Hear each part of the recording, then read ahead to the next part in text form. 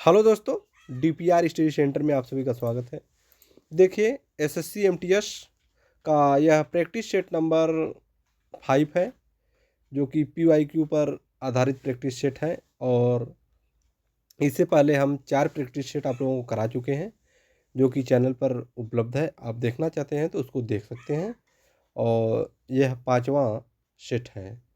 तो आइए देखते हैं। पहला प्रश्न है, सीमा सुरक्षा बल बीएसएफ कब अस्तित्व में आया? बताइए।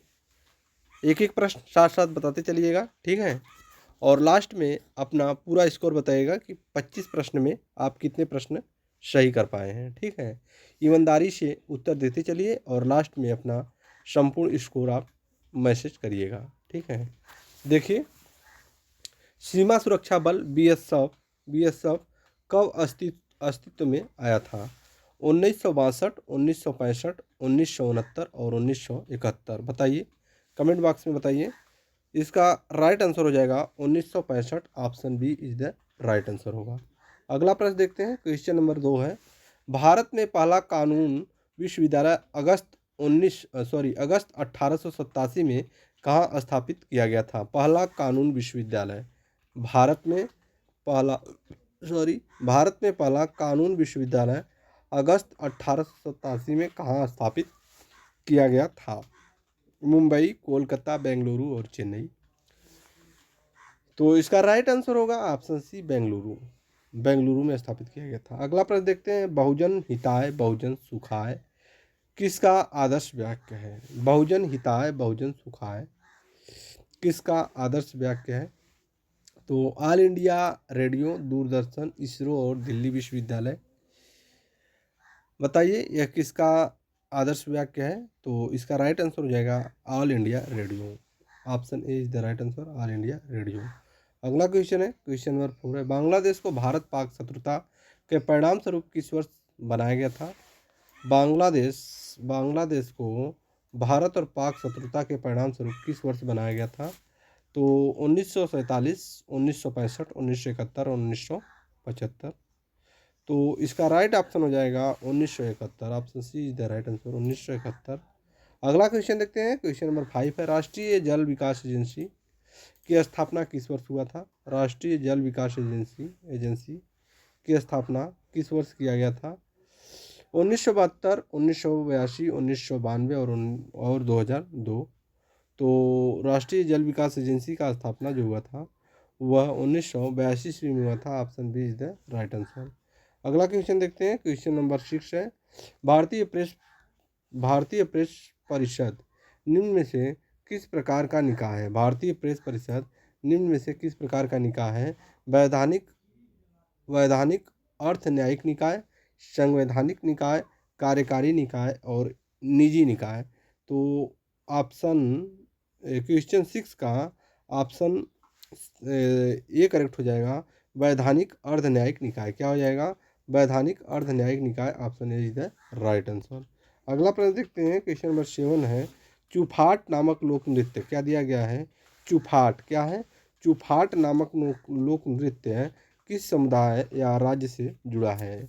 लेपचा सिक्किम, खासी मेघालय, गोंड मध्य प्रदेश और मुंडा झारखंड।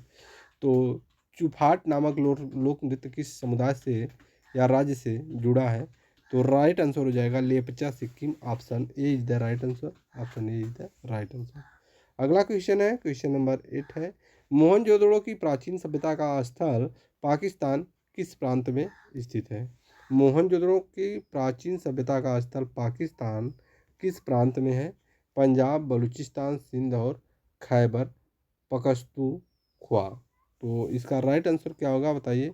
ऑप्शन क्वेश्चन नंबर 8 का सही आंसर क्या होगा? क्वेश्चन नंबर 8 का सही ऑप्शन हो जाएगा Sindh. Option C is the right answer, Sindh. Option C सही हो जाएगा। अगला प्रश्न है, क्वेश्चन नंबर 9 क्या हो जाएगा? देखिए, निम्नलिखित में से कौन सा मुस्लिम शासक अपने ही पुत्र की कैद में रहा है? निम्नलिखित में से कौन सा मुस्लिम शासक अपने ही पुत्र के कैद में रहा है? हुमायूं, अकबर, शाहजहां और जहांगीर। तो इसका राइट आंसर हो जाएगा शाहजहां। क्या होगा? Shahjahan. Option C is the right answer. अगला क्वेश्चन देखते हैं क्या दिया गया है। देखिए, क्वेश्चन नंबर 10 है, निम्नलिखित में से दिल्ली का पहला तुगलक सुल्तान कौन था? निम्नलिखित में से दिल्ली का पहला क्या हो जाएगा? दिल्ली का पहला तुगलक सुल्तान कौन था? तो गयासुद्दीन तुगलक, मोहम्मद बिन तुगलक, फिरोज शाह तुगलक और महमूद तुगलक। तो दिल्ली का पहला तुगलक सुल्तान कौन था? Question number 10 Ghiyasuddin Tughlaq. Right answer हो जाएगा Ghiyasuddin Tughlaq. Option is the right, Ghiyasuddin Tughlaq. अगला क्वेश्चन है क्वेश्चन नंबर 11, स्वतंत्र भारत के प्रथम गवर्नर जनरल निम्न में से कौन थे? स्वतंत्र भारत के प्रथम गवर्नर जनरल निम्न में से कौन थे? तो Shri Gopalachari, lord Mountbatten, doctor Rajendra Prasad, lord Wavell. तो स्वतंत्र भारत के प्रथम गवर्नर जनरल कौन थे? Question number 11 lord Mountbatten. स्वतंत्र भारत के प्रथम गवर्नर जनरल लॉर्ड माउंटबेटन थे। Option B is the right answer, lord Mountbatten.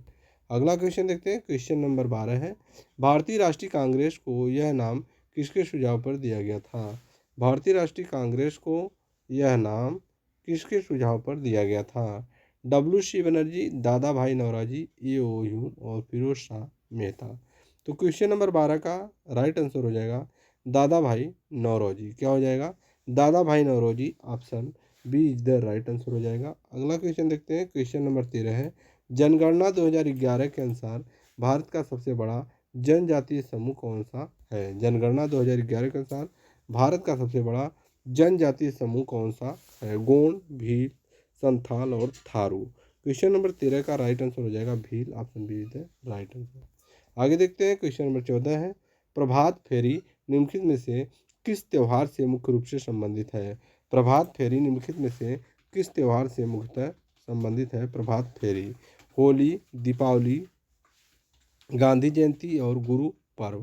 Question number 14 का राइट आंसर हो जाएगा गुरु पर्व। क्या हो जाएगा? Guru Parv. Option question number 14 का राइट आंसर हो जाएगा Guru Parv. Option D is the right answer, Guru Parv. अगला क्वेश्चन देखते हैं, क्वेश्चन नंबर 15 है, बंकर और चक्कर क्या है? बंकर और चक्कर शब्द किस खेल से संबंधित है? हॉकी, पोलो, गोल्फ और क्रिकेट। बंकर और चक्कर शब्द किस खेल से संबंधित है?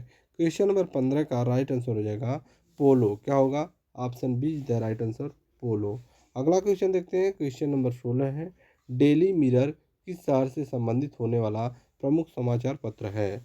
डेली मिरर किस शहर से प्रकाशित होने वाला प्रमुख समाचार पत्र है? Daily mirror.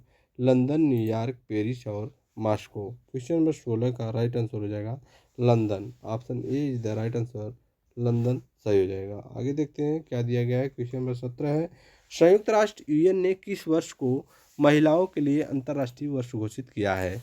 महिलाओं के लिए यूएन के द्वारा किस वर्ष को महिलाओं के लिए अंतर्राष्ट्रीय वर्ष घोषित किया गया है? 1971, 1975, 1985 और 1991।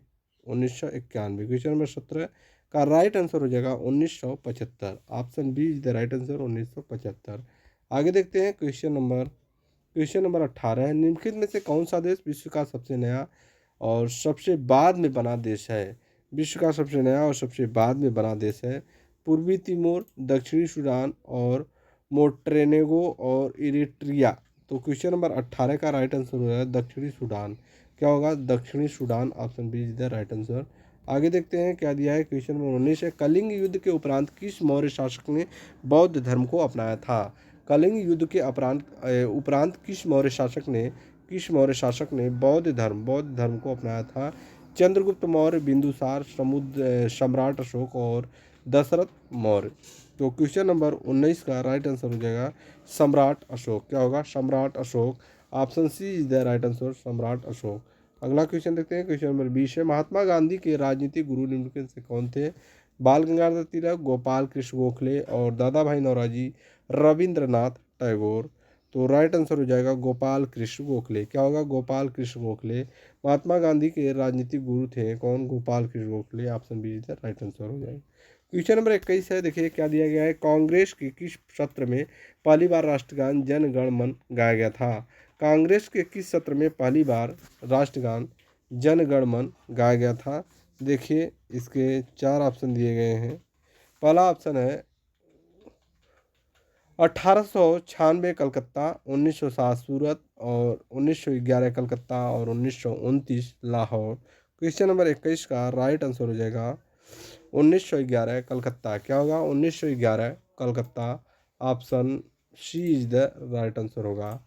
आगे देखते हैं, क्वेश्चन नंबर 22 है, फसलों पर डीडीटी के छिड़काव के मुख्य रूप से कौन सा प्रदूषण होता है? फसलों पर क्या दिया गया है, देखिए, फसलों पर डीडीटी के छिड़काव से मुख्य रूप से कौन सा प्रदूषण होता है? वायु और मृदा, मृदा और जल, केवल वायु और केवल जल। तो क्वेश्चन नंबर 22 का राइट आंसर हो जाएगा मृदा और जल। क्या होगा? मृदा और जल। Option B is the right answer हो जाएगा। आगे देखते हैं, क्वेश्चन नंबर 23 है, क्या है? भारत के किस भौगोलिक क्षेत्र को इकोलॉजिकल हॉट स्पॉट कहा जाता है?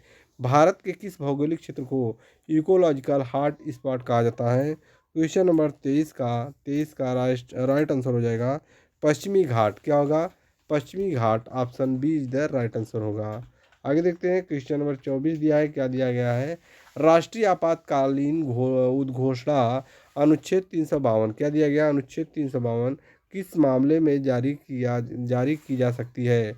युद्ध या बाहरी आक्रमण, सशस्त्र विद्रोह, उपरोक्त सभी और आंतरिक अशांति।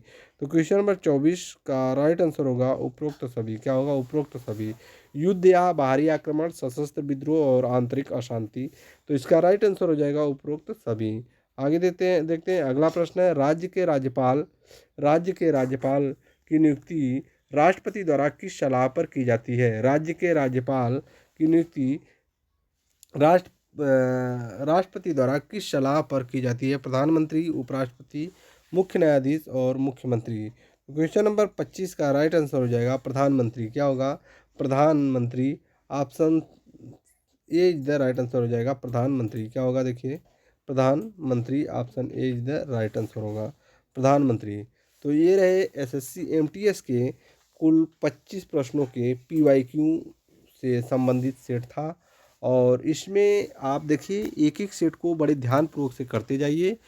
क्या है इसमें जो प्रश्न पूछा गया है सेट में, ये प्रश्न आया हुआ है एमटीएस में, और यहाँ से प्रश्न आपका अगर आप 20-25 सेट कर ले गए हैं, 25 सेट कर ले गए हैं, तो आपको पूरी तरीके से आइडिया हो जाएगा कि किस प्रकार के प्रश्न जीके जीएस में अब आएंगे और पीछे किस प्रकार के प्रश्न आए थे।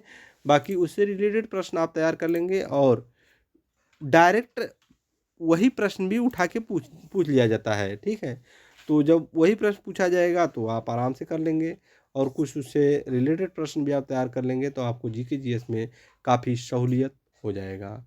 ठीक है, तो इसी तरीके से आप देखते रहिए। फिर हम मिलते हैं अगले वीडियो में, तब तक के लिए धन्यवाद।